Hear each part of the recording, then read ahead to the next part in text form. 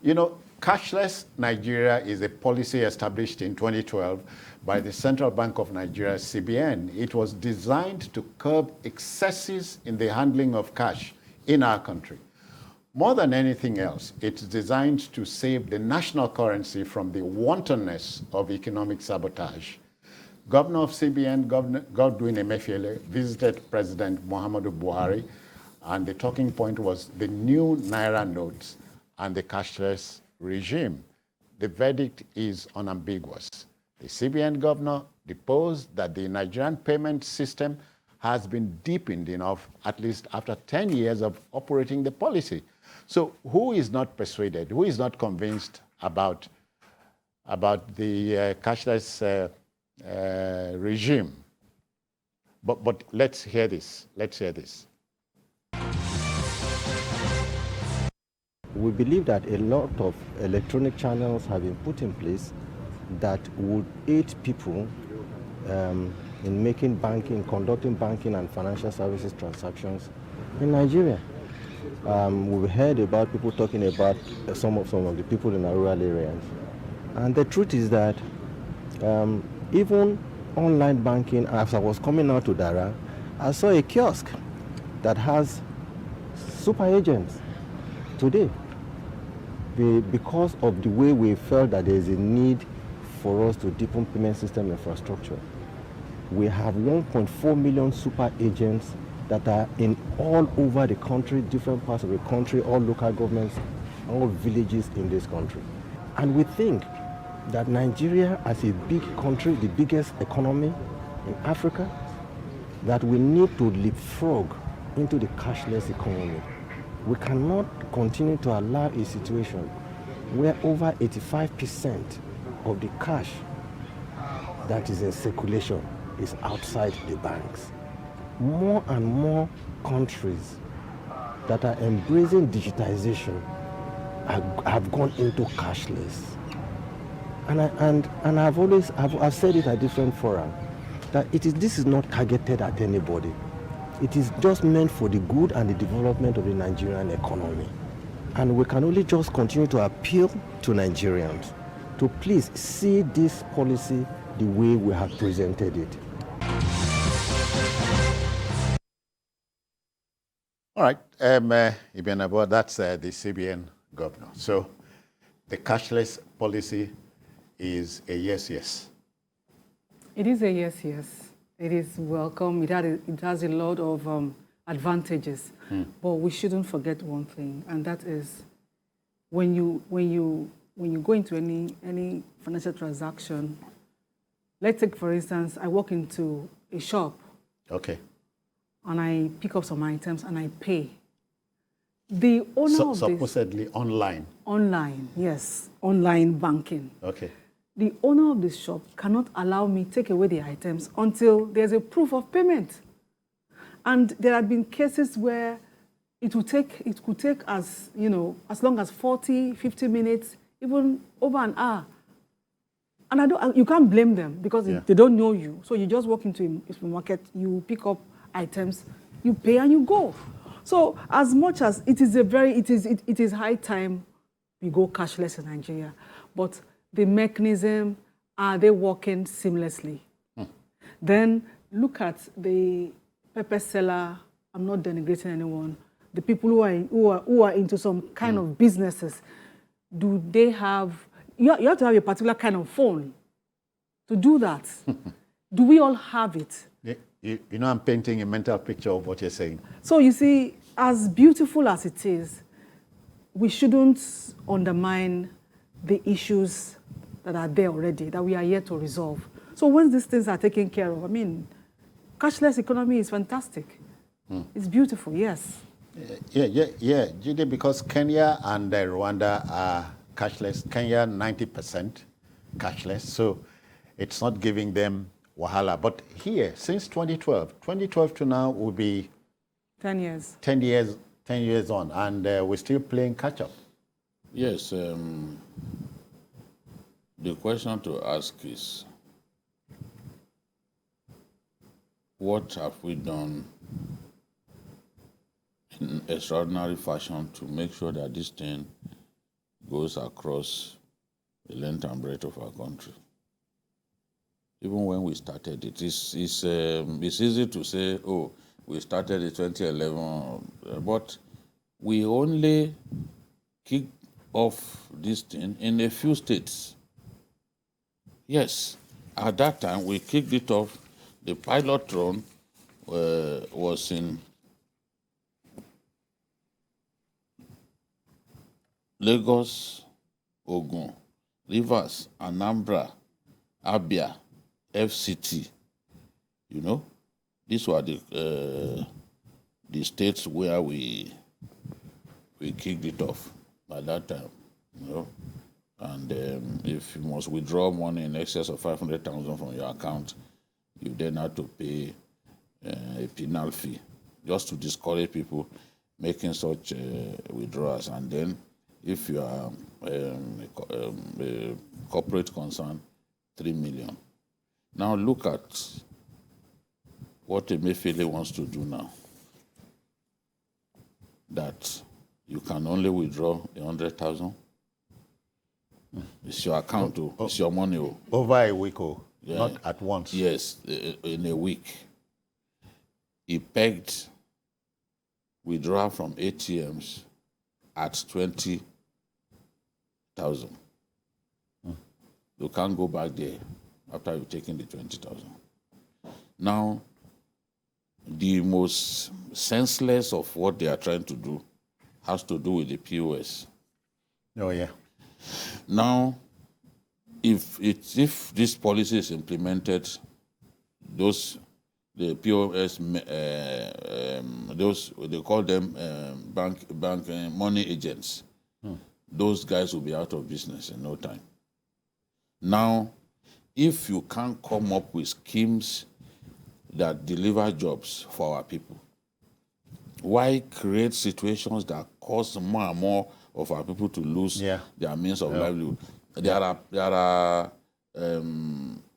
even students, core members who are using this POS business to just hold the body, you know, just to make a little money, because these are difficult times that we live in. People like Emefiele will not understand this because they are already wealthy and they live off government. They live off government. People don't live off government. They are the ones who feel the pinch of what we are going through at this time. Now, as I was saying yesterday, banks are literally non-existent in so many of our rural areas because of insecurity. Places where we had banks.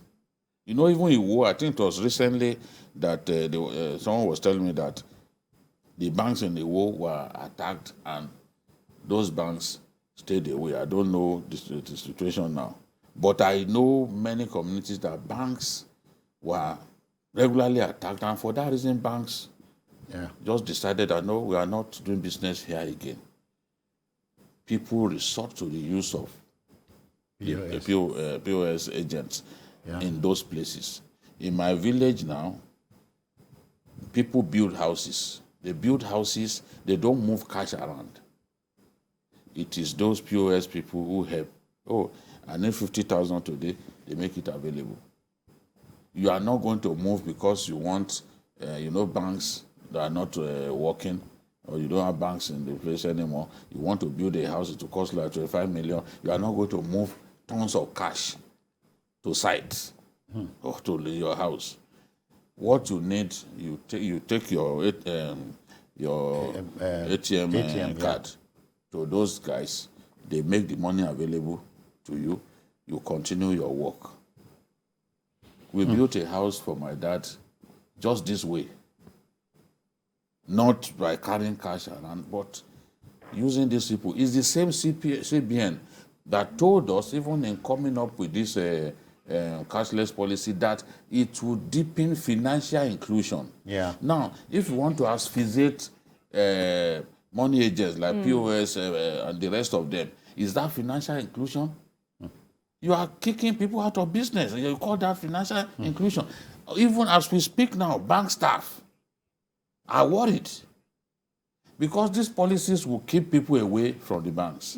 All right. What do you want to do in a Gideon, we are bank when you talking know money. that you can only take so amount in a day? So a lot of them will be idle. They will lose their jobs. All right. Ibn Abba, we're still battling with the cashless situation.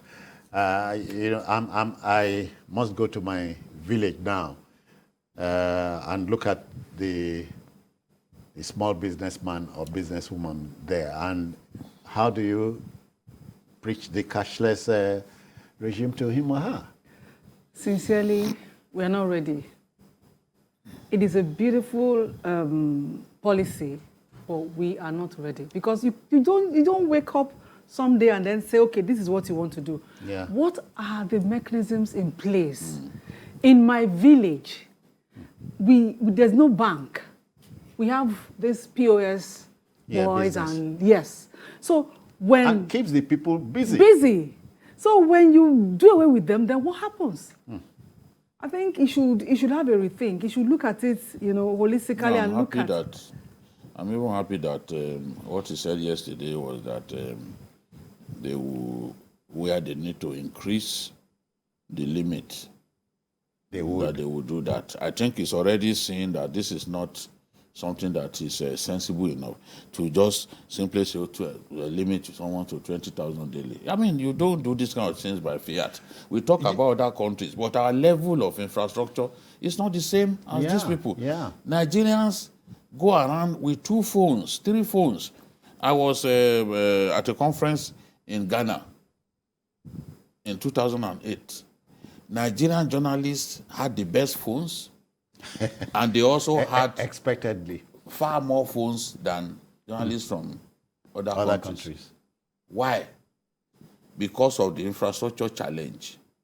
You ask yourself, if I use Airtel here, Airtel may not be strong in this place, so let me add Glo to it. You are carrying 3 phones up and down. 3 The networks. South African journalist carries just one phone. He's confident that he doesn't need everywhere. The thing is working. In our country, when you put a base station somewhere, you have to get a generator and get diesel to power it. In Uganda, at a certain time of the day, I think maybe around 1 o'clock, the telcos give you free service, peak period, for like 2 hours. Peak period. People will say, how come if they can do it in Uganda, why not here? Here is expensive to do business. They have electricity that is constant over there. Do we have it here? Everyone who has a base station, every telco that has a base station, you know that you have to provide your own security for the base station. Otherwise, it will be vandalized. You have to provide your generator, provide your diesel. 24 hours a day. Yes, fence the area.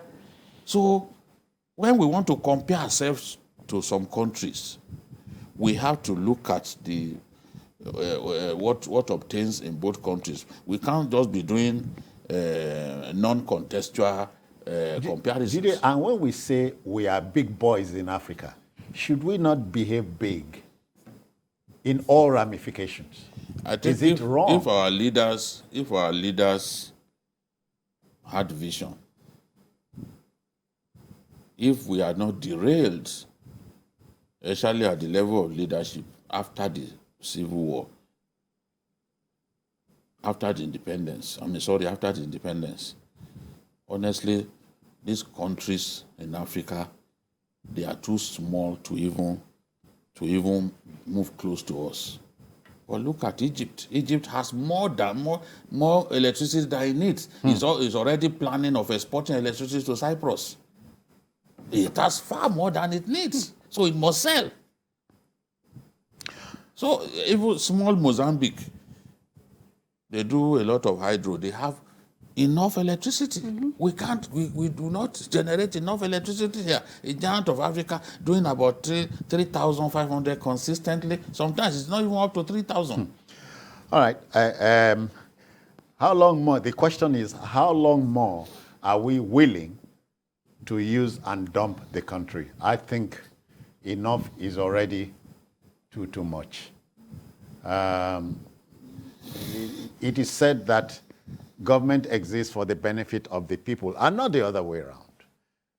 Well, Mr. CBN Governor, let's go back to the drawing board. Look at the board and draw properly.